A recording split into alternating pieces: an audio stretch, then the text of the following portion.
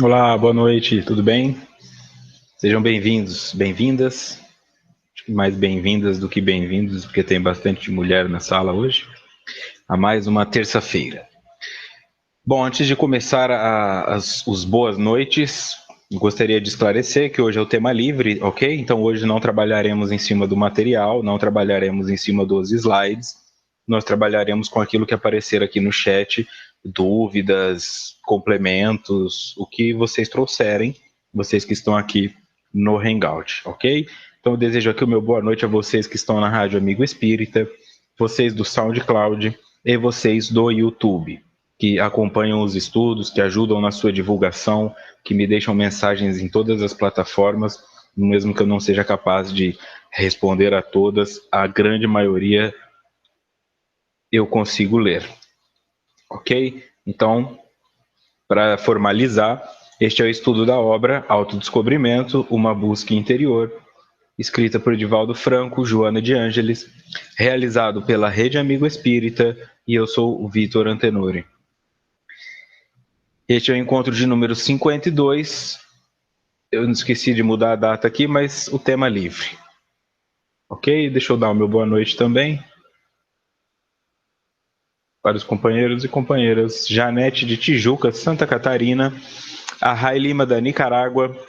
A Cíntia da Flórida, nos Estados Unidos. A Helenice de Barra do Garças, Mato Grosso. O Bruno de Boa Esperança, Minas Gerais. A Isabela de Franca, São Paulo. O Cristiano de Itapetininga, São Paulo. O Sebastião de Cornélio Procópio, no Paraná. O Roberto do Japão, em Kosai. A Janaína de Calcaia, Ceará. A Maria Moser de Esteio, Rio Grande do Sul. A Rita de Juiz de Fora, Minas Gerais. A Viviane de Pindamonhangaba, Vale do Paraíba, São Paulo. A Fernanda de São Paulo, capital. A Patrícia de Blumenau, Santa Catarina. A Fátima de Agudos, em São Paulo. A Maria Senoli de Santa Maria, Rio Grande do Sul, que me acolheu quando fui para lá. A Sirlene de São Paulo, capital. A Maria da Conceição de Portugal. Tielo de Porto Alegre, Rio Grande do Sul. Ok, acredito que eu não esqueci ninguém aqui. Fora vocês todos que não colocam o nome, não colocam de onde são, mas muito obrigado por estarem aqui. Ok? Então eu começo deixando esse espaço aberto para vocês que tenham dúvidas a respeito do estudo, que possam começar digitando elas aí, os pontos onde tem encontrado mais dificuldade, os pontos onde tem encontrado mais facilidade, possíveis mudanças que aconteceram quando vocês colocaram na prática alguma temática que foi trabalhada teoricamente aqui, porque isso vai nos ajudar a dar o teor do estudo de hoje, ok? Para que nós possamos trabalhar. Então, até que vocês comecem a trabalhar nesse sentido, eu gostaria de partilhar, né, essa experiência positiva com todos vocês que têm deixado mensagens. Algumas pessoas, inclusive, escrevem: você não faz ideia do quanto esse estudo está modificando vidas, e eu realmente não sei, tá? Eu tenho noção do quanto isso está modificando a minha vida, eu tenho isso como isso está modificando a vida dos meus clientes, as pessoas que são afetadas direta ou indiretamente por mim, ok? Então agradecemos também ao José Aparecido, da Rede Amigo Espírita, que também está presente aqui. Maria Emília de Caratinga, Minas Gerais, ok? Então vamos lá, estou esperando. Vocês pediram por esse espaço, agora o tempo é de vocês. Ok? Marisa Araújo também presente aqui no estudo. Hoje chegou uma mensagem para mim, acho que uma pessoa que não poderia comparecer, mas ela deixou uma mensagem na página relacionando sobre a integração de sombra, tá? Aqui, enfrentamento de sombra, trazido pelo Tielo, da integração de sombra. Eu acredito que este foi a temática que mais chamou a atenção de quem nunca tinha entrado em contato, tá, com essa noção. E para algumas pessoas isso ainda não fica muito claro. Então aqui também está falando, ó, eu vou começar a partilhar antes de falar. O Tielo. A conduta reta foi, para mim, o principal ponto. Falo em moral, enfrentando a sombra. Vamos lá. A Rita, de Juiz de Fora. O estudo modificou meus atos, principalmente no sentido de que eu não sabia falar não. Melhorei muito. Olha só, já falou 2 nãos na mesma frase. Aqui mais uma pergunta, aqui tem uma pergunta. Dioclésio, é normal sentir um vazio entre o que é novo e o antigo que nós éramos, depois de começar os estudos? Existe uma espécie de vazio de medo. Ótimo. Um vazio entre o que é novo e o antigo que nós éramos. Este vazio, coincidentemente, é sobre ele que eu falo no livro Angústia do Crescer, porque eu denomino este vazio angústia do crescer, ok? Quando eu sou alguma coisa, eu estou alguma coisa, e eu me acostumo com aquilo, tá? As pessoas com que eu me relaciono, os vícios e os hábitos que eu tenho, eu vou me acostumando, eu vou me adaptando àquilo, né? Como eu sempre coloco aqui, nós temos uma habilidade imensa de nos adaptarmos a qualquer situação. Tá? A pessoa que se adapta morando num castelo com 50 criados e a pessoa que se adapta morando embaixo do viaduto sem ter o que comer. Nós nos adaptamos. Quando nós fazemos essa leitura existencial e espiritual, isso fica difícil, porque a adaptação é um sinal ruim, tá? Quando ela se transforma em acomodação. Então, essa estabilidade deve ser evitada. Quando eu olho para o sentido material da vida, ganhar na loteria resolve o meu problema. Porque o meu problema é material. Eu quero um carro, eu quero comida, eu quero uma casa. Quando eu olho para a perspectiva espiritual, ganhar na loteria não resolve o meu problema. Ok? Porque ao desencarnar, nada disso permanece comigo e na próxima eu posso vir em uma experiência completamente falido, vivendo uma pobreza grande.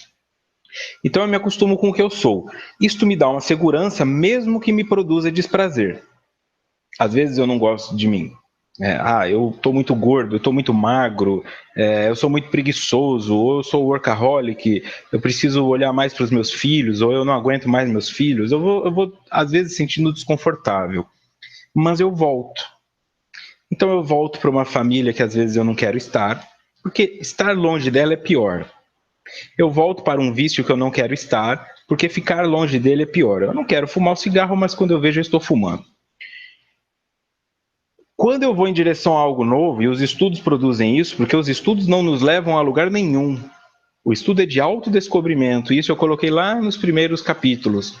Descobrir alguma coisa é tirar o lençol que estava sobre esta coisa. Portanto, o estudo não cria nada, ele apenas te permite enxergar o que já estava aí, funcionando como se fosse o interior de um relógio e você não sabia. Então é por isso que eu me sinto feio? Então é por isso que eu acho que eu não vou dar conta? Então é por isso que eu me sinto melhor do que os outros? Mas o estudo não fez você humilde, o estudo não fez você arrogante. Ele apenas deu uma luz para que você enxergasse essas coisas em si mesmo. Quando você enxerga essas coisas em si mesmo, a acomodação desaparece. Não tem mais como você ficar confortável sabendo das suas falhas. Tá? Só que você também não sabe para onde ir.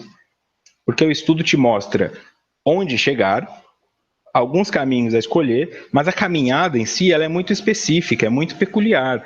Né? Nós estamos falando de um estudo que normalmente se volta para pessoas de um padrão de normalidade.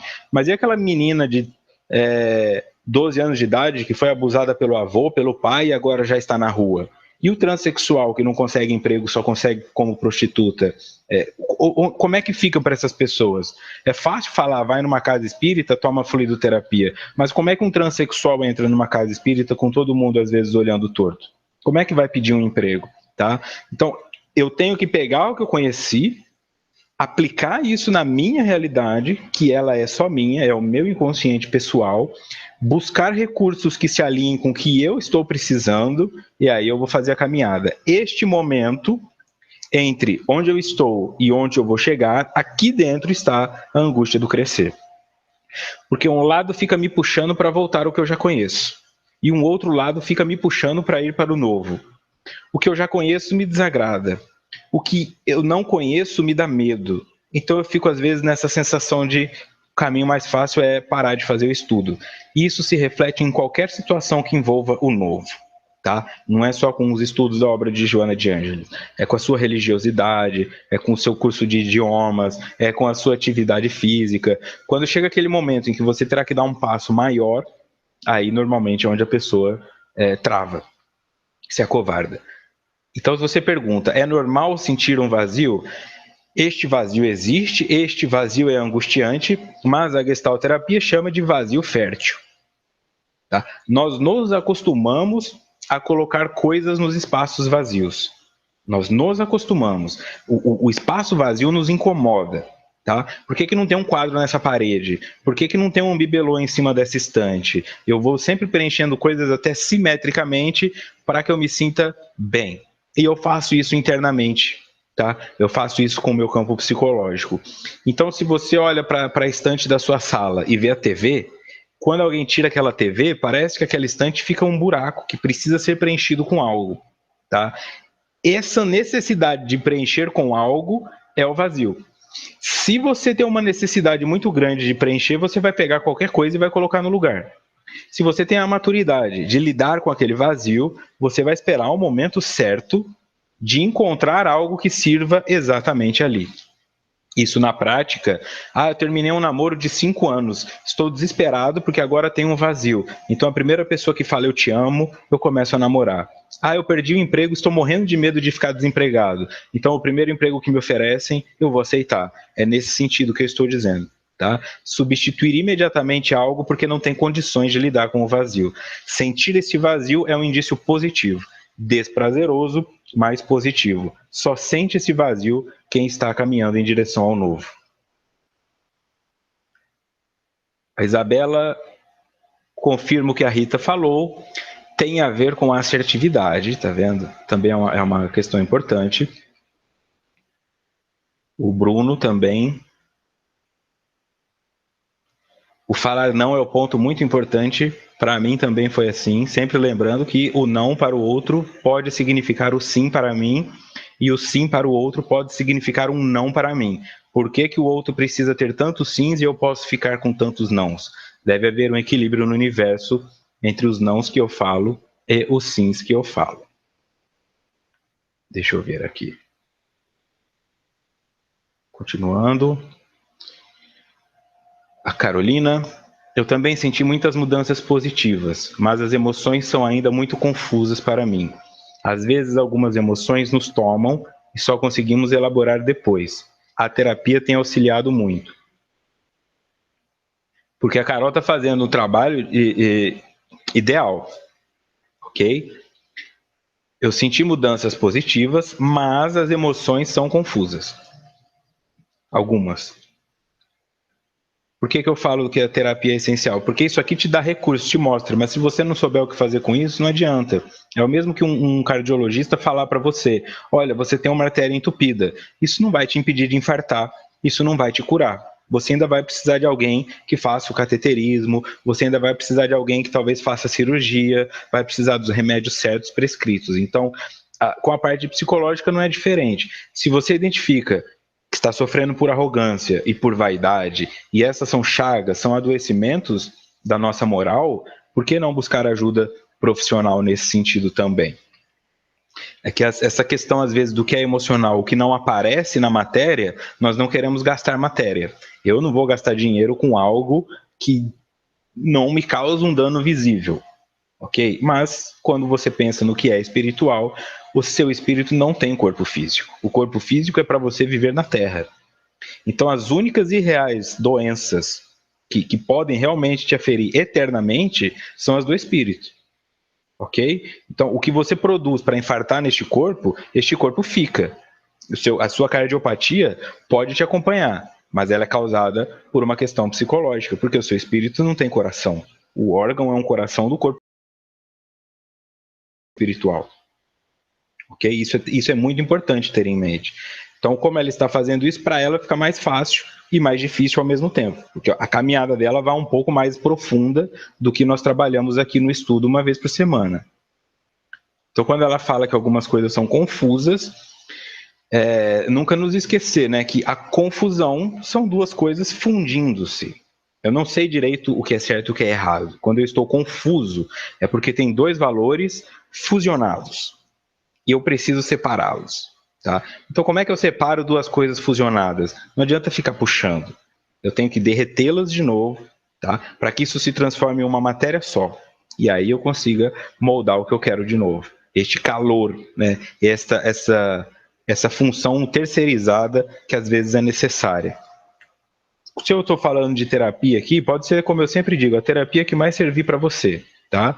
Tem algumas pessoas que vão se resolver com uma hidroterapia, tem algumas pessoas que vão se resolver com uma equinoterapia. Depende do que você está precisando. Mas enxergar que sozinho é possível, eu particularmente não acredito.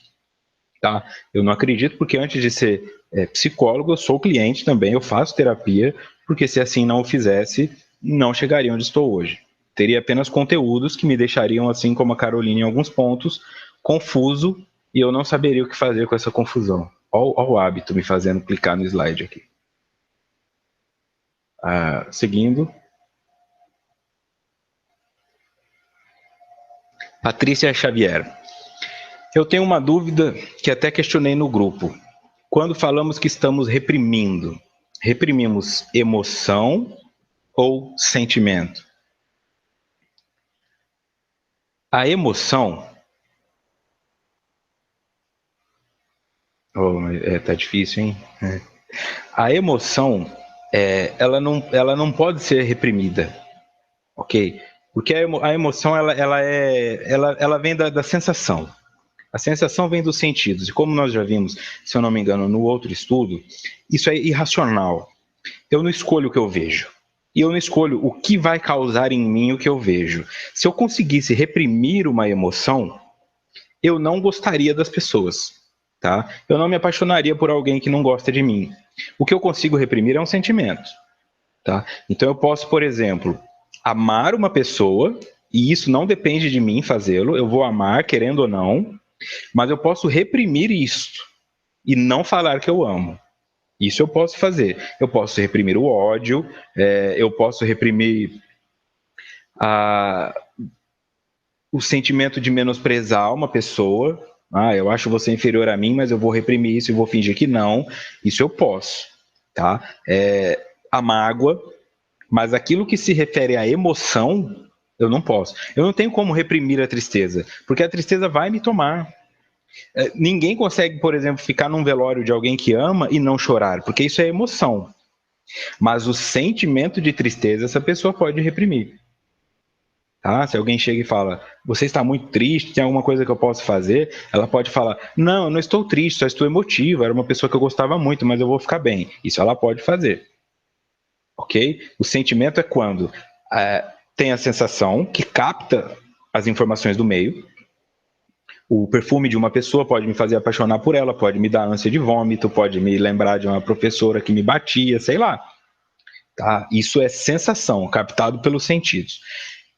Essa sensação vai gerar uma emoção quando ela tocar nas minhas memórias. Porque para que aquele perfume me lembre alguém, eu tenho que ter estado com essa alguém. Tudo tem algum momento em que pela primeira vez fica registrado no meu psiquismo. A primeira vez que eu sinto um cheiro, a primeira vez que eu sinto um gosto, a primeira vez fica. Tá? A segunda vez, ela ativa o que a primeira vez... Então, quando dizem que a primeira impressão é a que fica, é nesse sentido. Porque fica impresso em mim que o cheiro do jiló é ruim. Então, quando você disser para mim jiló, eu já associo que é ruim. Se você esconder jiló numa coxinha e eu não souber direito o que é aquilo porque eu não senti o cheiro, e você falar, você acabou de comer jiló, pode ser até que eu vomite. Porque isso está impresso em mim. É difícil que eu reveja essa situação. Se esse novo cheiro, este novo sabor, começar a ser associado com coisas positivas, é lógico que eu posso transformar isso, ok? Então, por isso que é muito difícil se desapegar da primeira impressão. Nós nos apaixonamos e odiamos com muito mais facilidade do que amamos ou ignoramos, tá? Então, o que eu faço? Eu sinto, este sentir gera uma emoção, esta emoção Quando se vincula ao meu racional, portanto ao meu pensamento, transforma-se em um sentimento. Tá? Aí eu vou sentir. Eu estou sentindo amor por você. Eu estou sentindo raiva. Eu posso dizer que eu estou sentindo raiva, mas quando eu estou tomado pela raiva, eu não sinto a raiva, eu atuo ela. Eu quebro as coisas. Depois eu falo, eu quebrei porque eu estava sentindo raiva. Porque aí eu apliquei a razão. O que é essa vontade de quebrar as coisas? Isso é raiva. Então eu aplico a razão, se transforma em um sentimento. Tá? Então o sentimento pode ser reprimido, mas a emoção não. Uma mãe que não deixa a filha namorar quem ela ama está reprimindo o sentimento dela. Uma mãe que não deixa o filho se expressar está reprimindo a criatividade dele. Mas ela não pode reprimir, está reprimindo a expressão da criatividade dele. Mas ela não pode reprimir a criatividade dele. Ele vai continuar sendo criativo, ele só não vai expressar isso. E aí você pode ter um serial killer, um gênio, um rapaz que fica cheio de doença desde cedo. Depende como o corpo dele vai sublimar, canalizar essa energia para que ela saia, já que a mãe não deixa que saia pela boca, pelo violão, pela pintura e etc.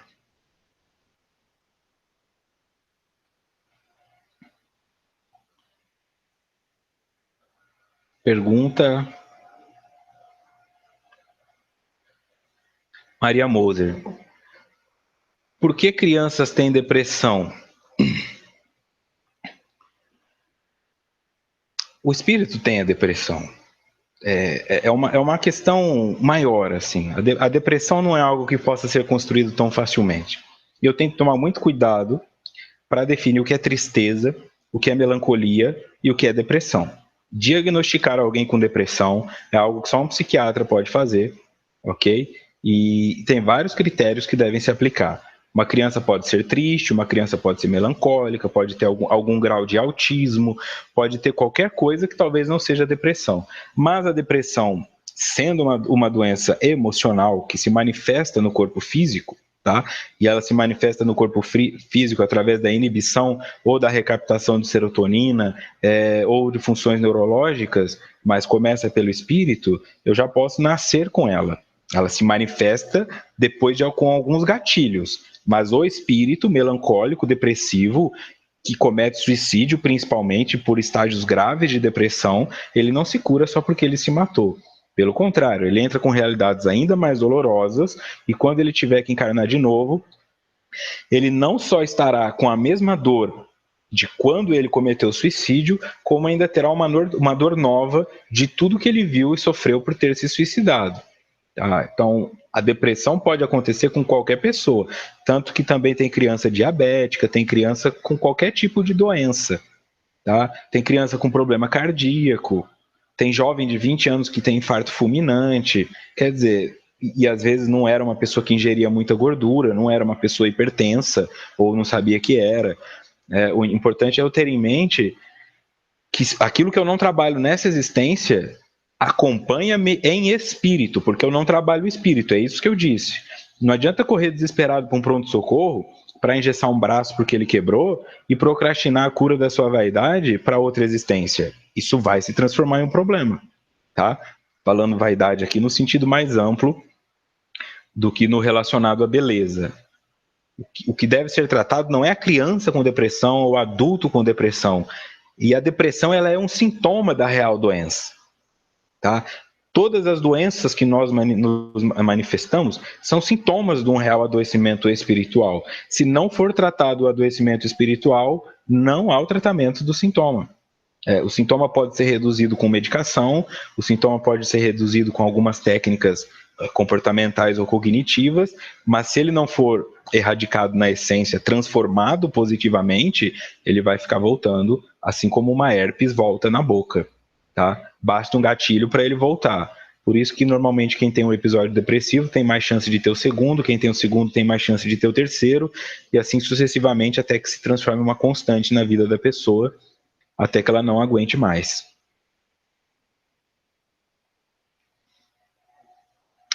A Isabela de Franca.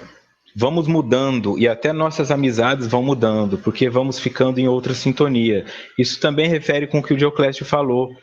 Parte desse vazio também é social. As pessoas com quem você está agora parecem que não servem mais. Os assuntos vão ficando diferentes, às vezes chatos, às vezes superficiais, às vezes você quer conversar de coisas mais profundas, às vezes você se transforma na pessoa chata da roda, que quer aprofundar em tudo, mas de forma geral a mudança impede que continuemos o mesmo, e se não continuamos o mesmo, naturalmente não continuaremos no mesmo local, nem com as mesmas amizades, nem com os mesmos hábitos. Então, algumas pessoas podem experimentar uma solidão. Isso também é normal. Olha só, agora que eu vi. A Viviane Paiva disse: estou me sentindo mais chata. É normal? É positivo também. Né? Lembrando que eu coloco aqui, chato é aquilo que é achatado. Quando eu falei chato é no ponto de vista dos outros. No nosso aqui, que é mais aprofundado, chato é quando a vida está estável. Tá? Se você está se sentindo chata e isso se associa com o tédio, aí não é normal. Talvez você precise de um outro estímulo. Se você está se sentindo chata porque coisas que antes passavam despercebidas, agora você está querendo colocar um limite, então isso é parte do seu crescimento. Pode ser que inicialmente você vá para o outro extremo e se transforme em uma pessoa intransigente, cheia de limites, mas também é parte do crescimento.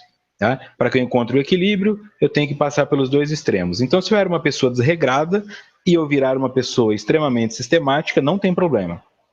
Eu vou me cansar de ser sistemático também, vou me lembrar que ser desregrado não basta, e aí, naturalmente, eu vou procurar o caminho do meio. Mas isso que você fala é normal. Vamos ver agora sim, hein?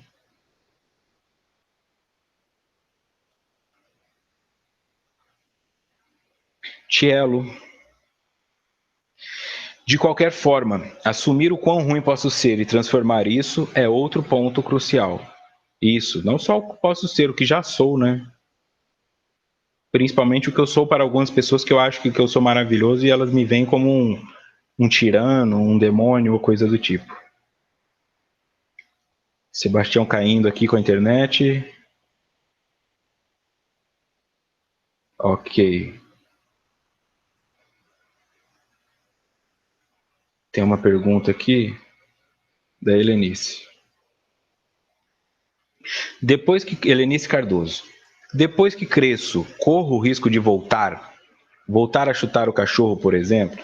Olha, essa pergunta é interessante e eu não lembro onde eu falei dela, porque é o seguinte, eu não volto, tá? Esta regressão existencial, emocional, ela não acontece. O que pode acontecer é uma regressão comportamental. Eu posso voltar a chutar o cachorro, mas eu nunca mais terei o mesmo prazer que eu tinha antes, porque agora virá culpa junto, pela responsabilidade que eu tenho, pelo conhecimento que eu adquiri. Então, se eu fumava cigarro e achava que isso não fazia mal, e agora eu entendo que isso faz mal, eu posso voltar a fumar o cigarro, mas eu sentirei culpa. Eu vou sentir culpa em trair a minha esposa, eu vou sentir culpa em parar de ir na academia, eu vou sentir culpa de voltar a comer errado. Tá? E essa culpa não é uma questão de julgamento, mas é uma questão de, por que você está fazendo isso consigo mesmo, consigo mesma, tá? Então, comportamentalmente, eu sempre posso regredir, tá? Isso é até esperado não só na terapia cognitivo-comportamental, mas também na psicanálise. Uma criança que não faz mais xixi na cama, quando nasce um irmãozinho que passa a ter mais atenção com ela, regride e passa a ter comportamentos de criança. Quer voltar a tomar mamadeira, volta a fazer xixi na cama, volta a falar que está com medo do escuro, como uma forma de retomar o controle que tinha anteriormente. Mas quando a modificação é cognitiva de conteúdo e existencial, a única regressão possível é a do comportamento. Eu não regrido como espírito.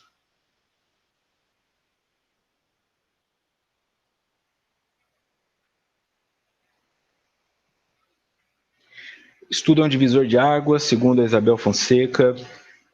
A Isabela fala que existe autossabotagem. Essa autossabotagem, ela na verdade, às vezes está associada como um mecanismo de defesa. Tá?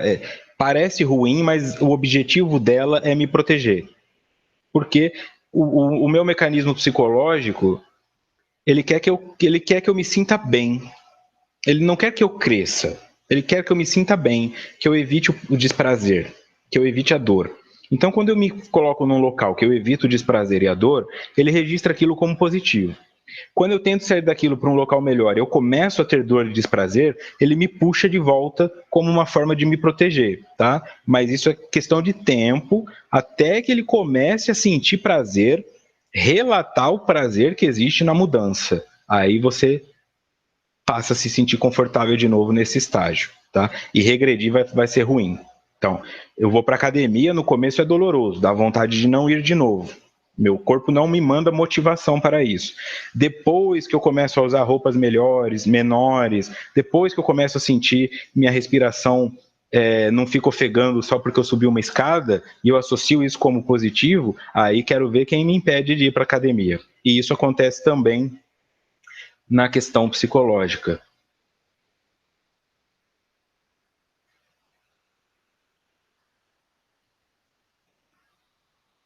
Olha o Sebastião também, que está desde o começo.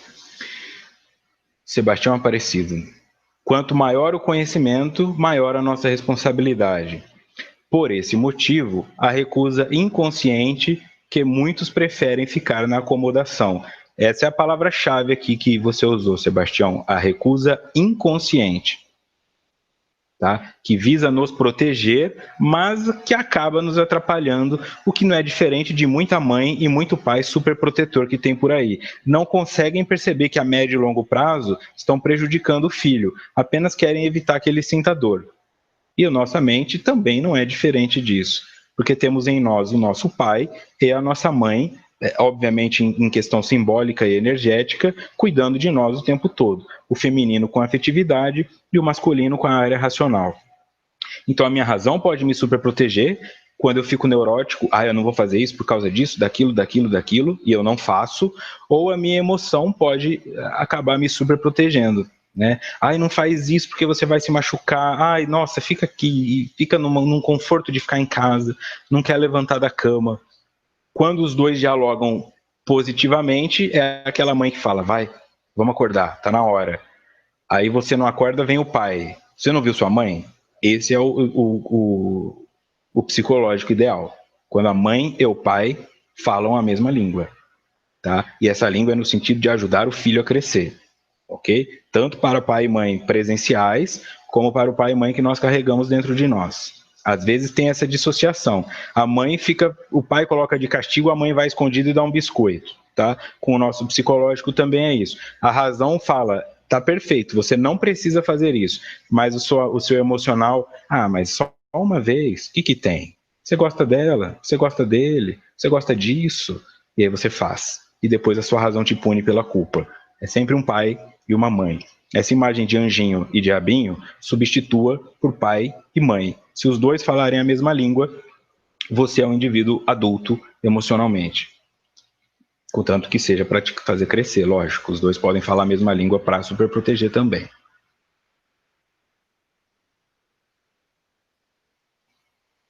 Bruno Reis. Eu tenho dificuldade em diferenciar o que é um melindre e um diálogo interno saudável. O melindre é quando o meu ego sente-se atacado por alguma crítica. E eu só posso sentir atacado por crítica quando eu imagino que eu já sou perfeito. Tá? Só sente melindre pessoas que se acham perfeitas naquela situação. Eu fiz uma palestra e falaram, a sua palestra não foi muito boa. Mas como assim? Nossa, o que eu já vi de palestrante não aceita crítica e acha que é inveja, principalmente se for de outro palestrante, né? Você está com inveja. Então, isso é melindre. Você vai na casa espírita, às vezes fala uma coisa, eu gostaria que vocês chegassem na hora, que vocês não se atrasassem, vamos tentar prezar pela pontualidade. Aí aquela pessoa que chegou 5 minutos atrasada, você está falando de mim, não vou mais vir aqui.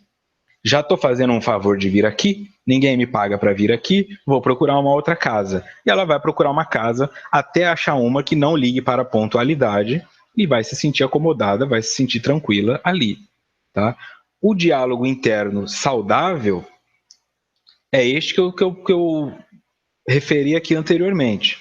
Tá? É quando você conversa consigo mesmo, entende o que o outro te trouxe de informação e não se melindra. No melindre não há diálogo. Se uma pessoa melindrou, ela não raciocinou sobre a crítica, ela imediatamente rebateu. Não, eu não vou nem te ouvir porque eu tenho certeza absoluta que eu sou bom nisso, então se você fala que não, você não pode me criticar porque eu me cheguei atrasado, você não pode isso e aquilo, tá? Então o meio espírita tem muito melindre, qualquer meio tem, mas o espírita tem muito melindre porque nós somos ensinados com relação ao livre-arbítrio, nós somos ensinados com relação à paciência aos mais atrasados que nós. Então, quando alguém tenta nos trazer para um sentido mais de retidão, mas quem esse cara pensa que é? Eu tô aqui porque eu preciso melhorar?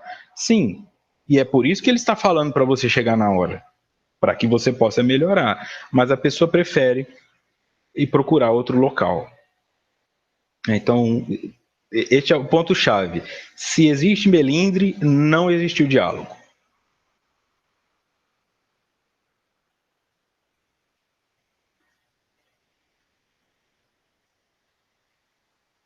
A Eliane também chegou agora, estava no canal errado. O Cello disse que está solteiro faz tempo. Vamos ver.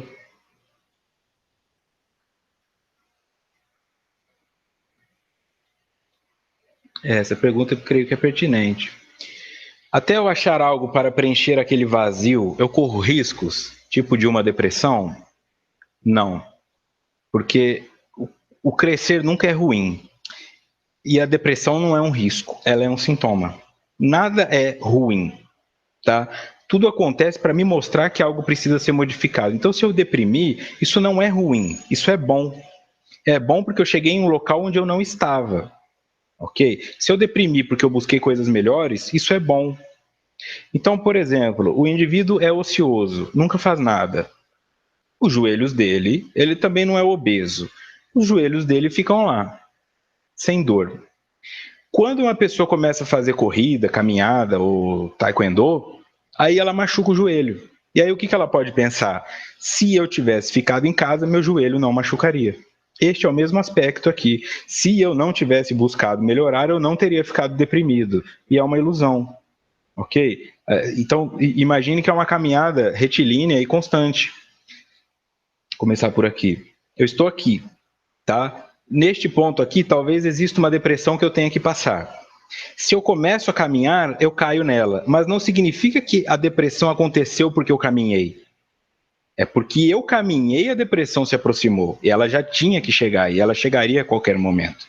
Tá? Então não existe o risco. O risco que eu corro é esse risco de preencher com a primeira coisa que eu enxergo na frente. E aí eu posso ter uma depressão. Saio de um namoro, fico carente, me envolvo com a primeira pessoa, essa pessoa é muito pior para mim do que seria ter ficado sozinho, aí eu deprimo, acho que eu não posso mais confiar em ninguém e nunca mais nessa vida consigo me relacionar em paz, sem paranoia, sem ciúme. Aí sim é um risco que eu corri, mas eu causei. Ok? Ficar no vazio fértil esperando o momento certo não causa riscos, porque eu tenho que ser suficiente para mim. Eu tenho que ser suficiente para mim. Se eu não consigo conviver sem uma pessoa e eu acho que isso é solidão, é porque eu não estou enxergando a minha própria companhia. Tá? Então, nunca se refere a crescer implica correr riscos. Essas são certezas. Tá? Não significa assim. Então, quer dizer que se eu buscar o crescimento, pode ser que doa? Não, vai doer. Vai doer, é uma certeza, não tem risco nenhum. Pode ser que eu fique pior do que eu estou, vai ficar pior do que você está, porque você está acomodada, acomodado. Então, se você associa que o prazer é bom, vai ficar pior. Então, para que eu tenho que fazer essas coisas? Porque você vai passar pelos estágios e passando pelos estágios, eles passam a pertencer a você. Você dominará o que é melancolia, você dominará o que é raiva, você dominará o que é procrastinação, e essas coisas então pararão de te dominar. Mas você precisa ir até elas, conversar com elas, passar um tempo com elas, às vezes 6 meses, às vezes um ano, às vezes uma vida inteira, até que você compreenda o mecanismo de funcionamento delas e aí entenda, então é por isso que eu fico deprimido. E aí que eu falo a importância de ter um auxílio externo. Tá? Então não se preocupe em correr riscos, não tem risco. Você vai passar por situações difíceis, ok? Mas se você ficar onde está, você não passará por elas, mas será jogada nelas. E aí não tem como. Tá? Eu escolho progredir, Mas é como se a tela aqui, ó, fosse empurrando sempre para frente. Eu posso ficar parado, mas devagarzinho ela vai me empurrando para frente, porque a progressão é natural. O simples fato de eu dormir e acordar, eu já evoluí. Eu assisti TV, eu aprendi uma coisa nova, eu sonhei, eu aprendi uma coisa nova. Então eu vou evoluindo. Eu vou chegar na depressão. A proposta aqui é, vá caminhando um pouco mais rápido para que a tela não tenha que te empurrar. Porque você chega na depressão com energia para lidar com ela, ao invés de ser jogada sem energia nenhuma e com uma parede te empurrando. Vai, você não pode fugir, você não pode fugir. É nesse sentido que eu falo aqui. O Cello acredita que esse enfrentamento pode ser feito sozinho. Eu posso te dizer que não, porque é justamente isso que nós estudamos. A psicologia e a psiquiatria são ciências. Existe todo um padrão por trás disso. As coisas que eu trago aqui é um linguajar de uma forma mais comum e mais simplificado do dia a dia. Mas existem teorias extremamente profundas e até agora não existiu ninguém que tenha conseguido crescer sozinho. Tá?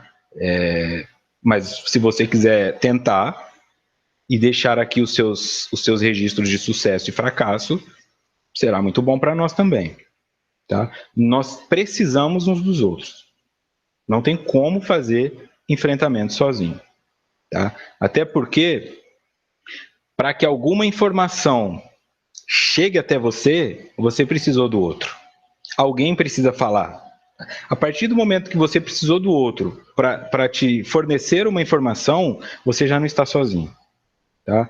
E se você precisou de uma mãe para nascer, para lidar com a sua vaidade, então você já não enfrentou sozinho. Por isso é impossível fazer o enfrentamento sozinho.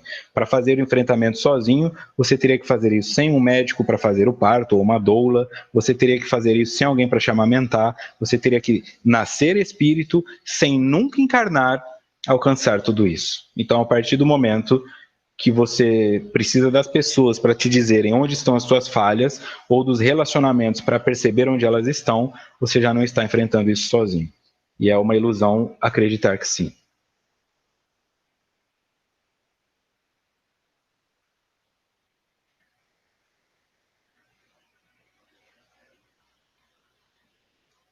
A Eliane Cruz.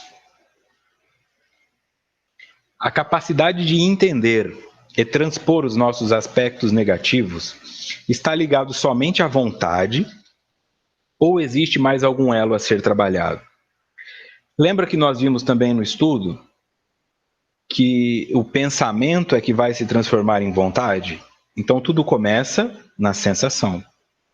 A sensação é racional. Portanto, eu sinto, isso gera uma emoção, essa emoção gera um sentimento que se vincula com o pensamento.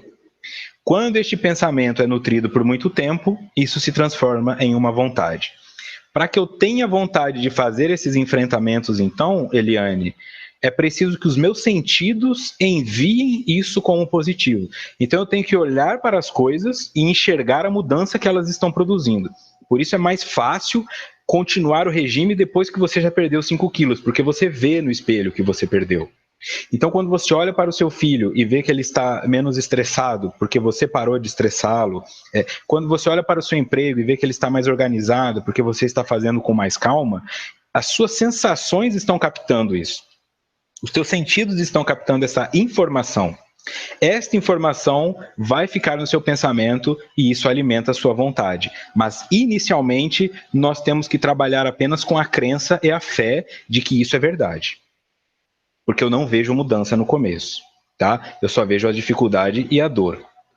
Quando a mudança começa a acontecer e eu vejo essa mudança, aí isso se transforma em vontade, tá? Como é que eu faço isso então na prática para não sofrer tanto?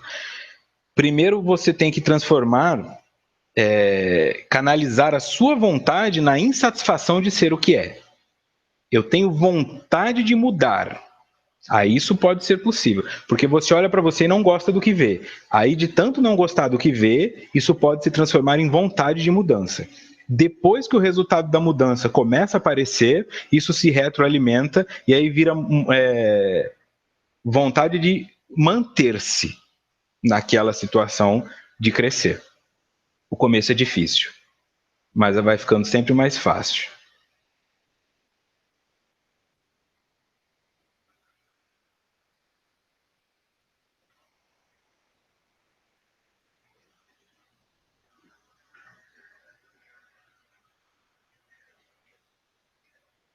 A Fátima também disse que começou a buscar respostas em Jung, chegou em Joana, chegou em Edivaldo e aí acabou chegando aqui. Fátima Soares. A Carolina disse que aprendeu a assumir quando está errada. Essa informação também é importante. Janaína Bittencourt. Faço terapia há mais de 10 anos e apenas coloquei minha cabeça no lugar a partir desse estudo. Mas ainda está bem difícil. Enfrentar o medo é difícil. Por que isso também é importante? Fazer terapia não resolverá o seu problema. Não existe psicólogo bom se você for um cliente ruim. Você sendo um cliente bom, até um psicólogo ruim te ajuda. O que é ser um cliente bom? É saber o que você está trabalhando. É chegar para a sua terapia com conteúdo a ser trabalhado, né? E não ficar na expectativa de que o psicólogo seja um minerador, tentando fazer perguntas para quebrar as suas resistências, tá? Fica mais difícil. Então ele tem que ser um psicólogo ou psicóloga extremamente habilidoso para conseguir penetrar nas suas defesas. Só que penetrar nas suas defesas contra a sua vontade também não é função do psicólogo. O psicólogo respeita o momento de cada indivíduo, pelo menos os que são éticos. Ok? Então, quanto mais você tem problemas a ser trabalhados, quanto mais você tem virtudes a serem compreendidas, mais fácil fica a sua terapia. Tá? Você pode fazer anos de terapia ou você pode apenas frequentar a terapia por vários anos. Cabe a você decidir isso. Quem faz terapia, às vezes com uma sessão, passa uma semana elaborando. Quem frequenta terapia, às vezes faz 4 por semana e não elabora quase nada.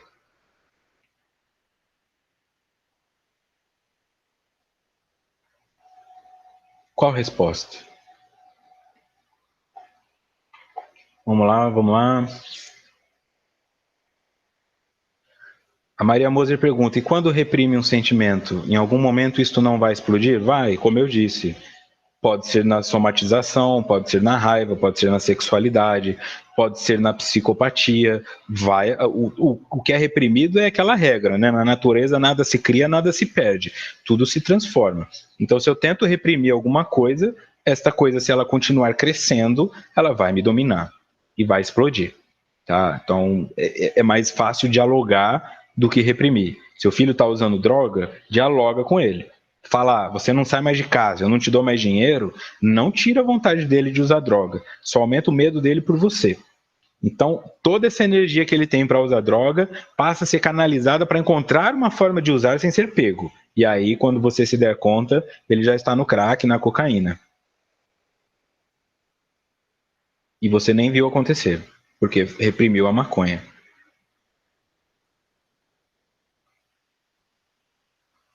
Respondeu. A Patrícia disse que há meses procurava essa resposta. Tereza de Petrópolis chegando aqui também, chegou 77. Vamos lá. A Débora. Também importante. Então aqueles remédios tarja preta que os depressivos consomem aos montes são paliativos? O remédio tarja preta, ele causa dependência. Então, a própria tarja preta já nos diz o seguinte: tome isso por um tempo, mas não tome isso por muito tempo. Tá? Por isso eles são regulados. Eles não são regulados só porque eles podem matar se você tomar 60 comprimidos. Eles são regulados porque vai te viciar. Vai tirar de você o sentimento ruim. E se você estiver buscando prazer, eles vão se transformar na cura. Ok? Qual que é a função do remédio psiquiátrico? É essencial para lidar em momentos onde você não vai conseguir lidar com dor. Tá? Do mesmo jeito que a anestesia é necessária para que seja feita uma cirurgia. O antidepressivo é necessário para que a terapia seja feita.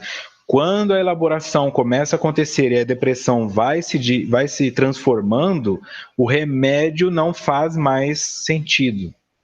Se eu trato a depressão só com o remédio, a depressão não se trata e ela começa a ficar maior. E a dose do remédio também vai ficar maior.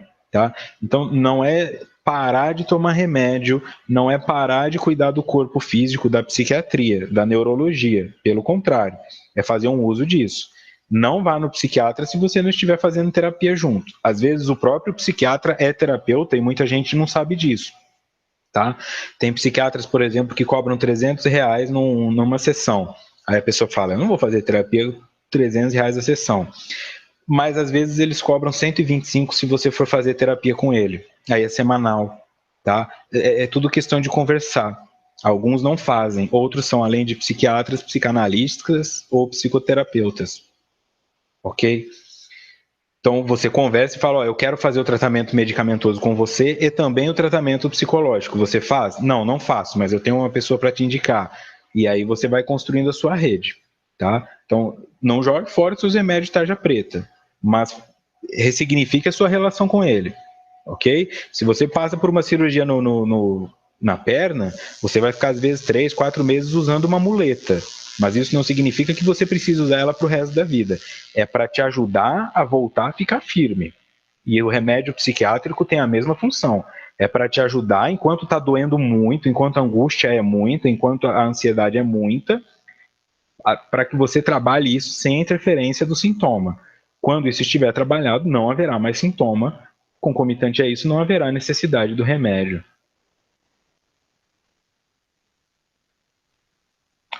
O Bruno Neves Reis. Vitor, o choro sempre é terapêutico? Observo muito choro em reunião mediúnica.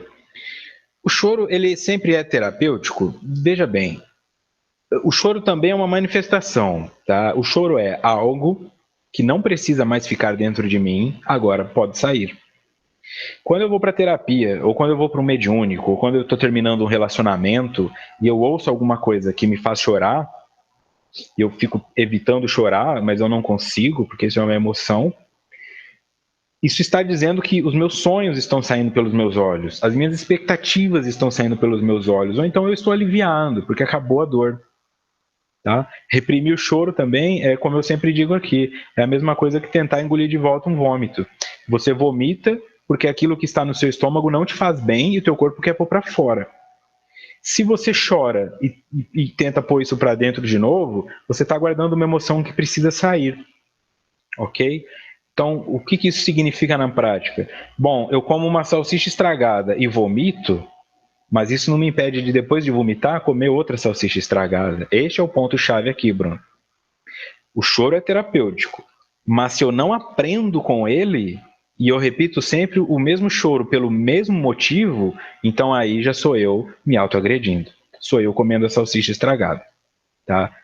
Eu choro uma vez porque o relacionamento acabou. Mas se eu chorar 2 vezes porque o relacionamento acabou, 3, 4, porque eu fui traído, porque me enganaram, aí já sou eu o problema. Aí sou eu que estou botando expectativas onde eu não deveria. Ok? Então o choro é terapêutico, contanto que ele produza crescimento. Tudo que produz crescimento é terapêutico. Se ele só joga para fora e depois eu volto a jogar para dentro, aí não é terapêutico.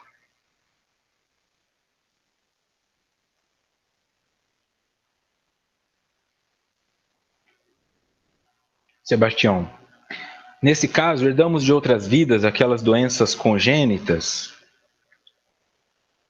Exatamente, né? Porque nós vamos ficando herdeiros de nós mesmos, como a Joana coloca, né? Jornaleiro de várias existências é o self.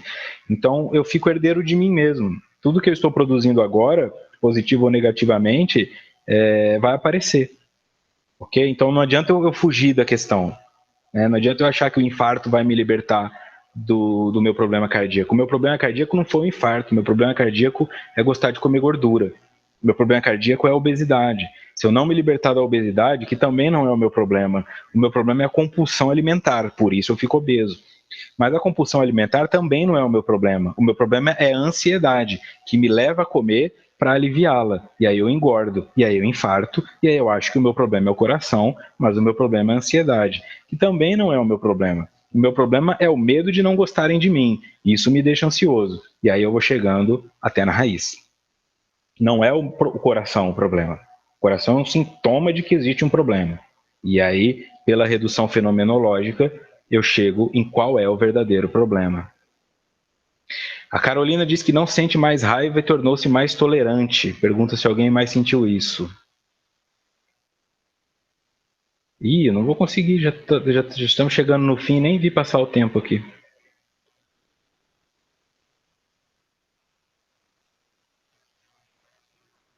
O Dioclésio partilhou uma frase aqui, ó. Gente curada demais é chata. E gente doente demais, então nem se fala, né?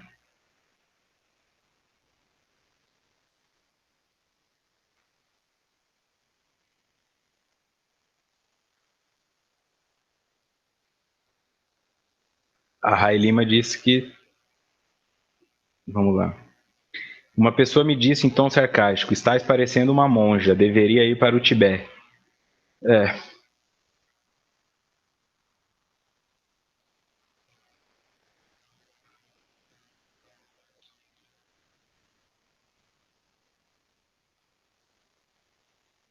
Isabel. Isabel Cristina. A busca do autoconhecimento é o início da cura do espírito? Ela é o segundo passo, a meu ver, tá? Porque o que nos leva à busca pelo autoconhecimento é que algumas coisas começam a não fazer sentido. Então, o primeiro passo da cura do espírito é adoecer. Primeiro eu preciso adoecer para sentir necessidade de cura. O autoconhecimento é quando eu começo o processo de entender por que eu adoeci. Então eu veria isso mais como um segundo ou um terceiro passo nisso aí, ok? Então, se eu não adoeço, eu não busco respostas. Se eu não busco respostas, eu não encontro os problemas e eu não os modifico, ok? Mas sem autoconhecimento é muito mais difícil, porque seria como fazer uma cirurgia de olhos vendados. A chance de você achar que está arrumando uma coisa e piorar outra é muito grande. Você pensa que está resolvendo o problema do seu relacionamento e está acabando com seus filhos. Você pensa que está sendo o funcionário do mês e está perdendo a sua família, porque não sabe exatamente o que está acontecendo.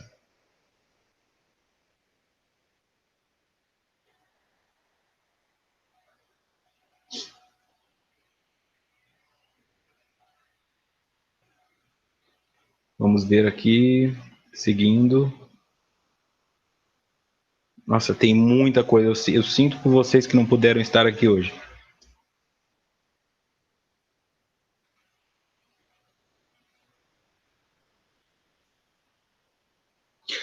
Aqui também, partilhando aí o pessoal do YouTube, já que não pôde estar, o Sérgio está fazendo a interlocução aqui. Comentário de Rosângela Pinto no YouTube.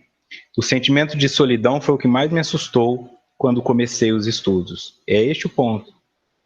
Eu fico em contato só comigo e aí eu me assusto, porque quem é esse cara? Quem é esse cara que está aqui? Sou eu? Aí eu acho que é um obsessor, eu penso que eu tô doente, mas sou eu. Quem é esse cara? Aí eu vou tentar conhecer quem é esse cara. Às vezes eu gosto dele. E começo até fazer menos amizades desnecessárias, menos desespero para sair, para falar com pessoas, fico mais seletivo.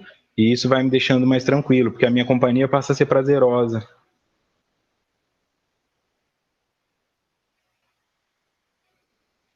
Legal. Quem é humilde nunca afirma que é. Tá escrito aqui da Rita. A Rosa também chegando aqui para assistir ao vivo. Está acabando, está acabando. Deixa eu achar aqui uma.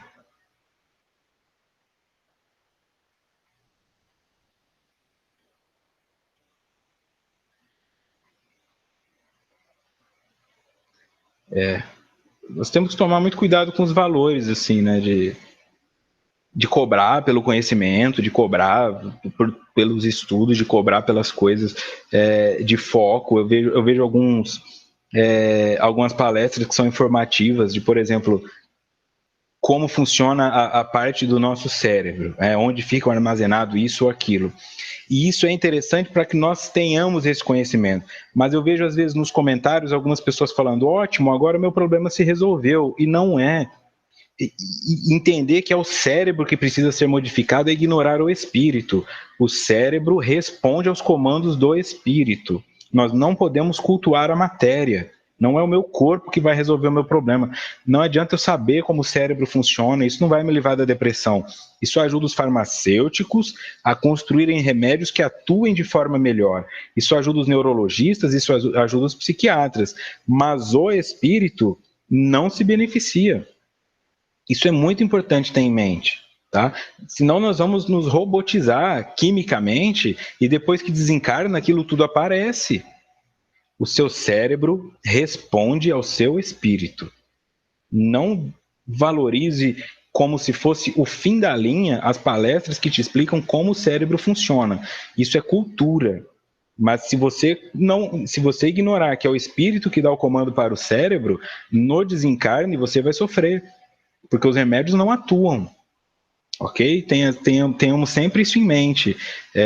Tá um movimento de querer explorar no espiritismo umas palestras difíceis, assim, extremamente técnicas e científicas, minuciosas na relação do cérebro para pessoas leigas e dando a entender que se você compreender o funcionamento do cérebro, sua vida se resolve. Eu falo aqui particularmente, tome muito cuidado com o julgamento nesse sentido. Não ignorem o conhecimento, porque todo conhecimento é necessário para crescer, mas não vejam esse conhecimento como o fim da linha, porque é uma ilusão.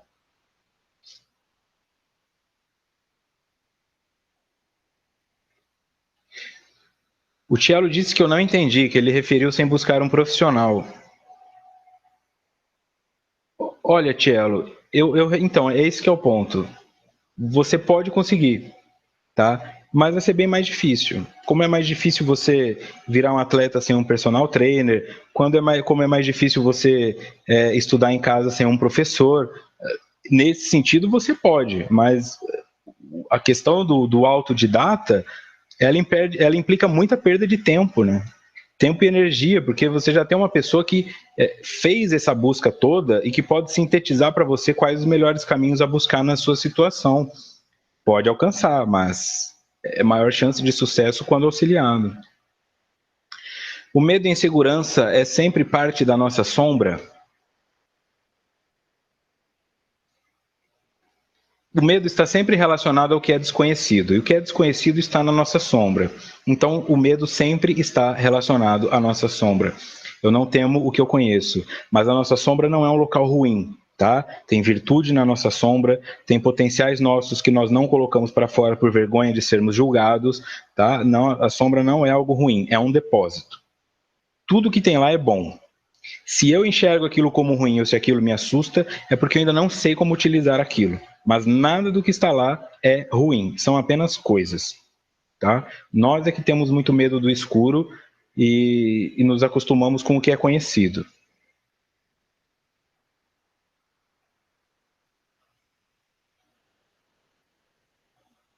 Deixa eu ir agora um pouquinho mais.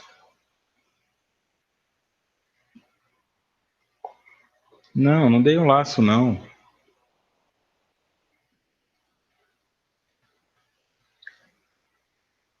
Mais uma da Fênix. Como é possível parar de projetar nossa sombra nos outros? Não tendo sombra. A projeção de sombra é um sintoma positivo para você enxergar o que está nela. É maravilhoso projetar sombra. Sem a projeção de sombra, você diminui muito a chance de saber o que acontece ali. Quando a sua sombra estiver integrada, porque você tem luz própria, autoiluminação, e não há mais sombra em você, não há mais o que projetar a não ser luz. Se você projeta sombra, é porque você tem sombra. A única forma de não projetá-la é não tendo sombra. Então não se preocupe em projetar sombra, isso também é positivo.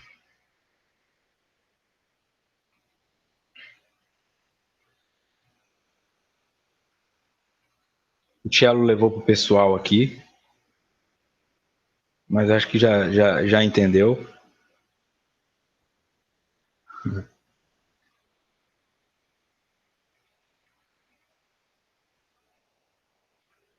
Vamos ver. Tá acabando, hein?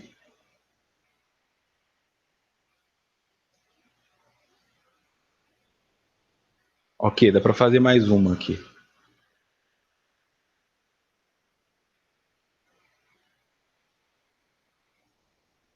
Uma frase da Débora também que eu gosto muito. Cadê? Somos espírito que tem corpo e não corpo que tem espírito. Não se esqueçam disso nunca. Porque essa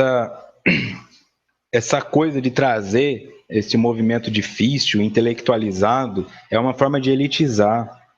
O espiritismo precisa chegar em todas as populações, principalmente nas pessoas pobres. Quando nós estamos conseguindo chegar nas pessoas que têm menos estudo, para que elas compreendam a profundidade do tema, aí começam a aparecer alguns indivíduos trazendo temas difíceis até para quem é da área científica. Isso é uma forma de elitizar e eu sou contrário a isso.